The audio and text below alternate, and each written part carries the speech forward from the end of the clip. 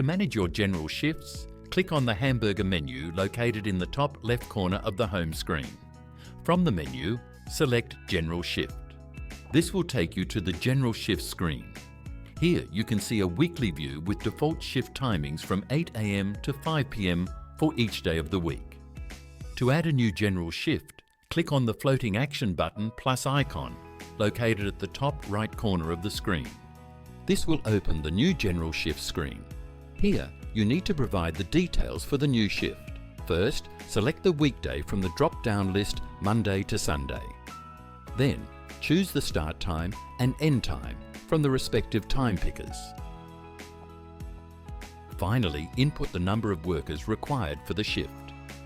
Once all the details are filled in, click the Add General Shift button to confirm and add the new shift. Upon successful addition, a confirmation message such as Shift Added will be displayed.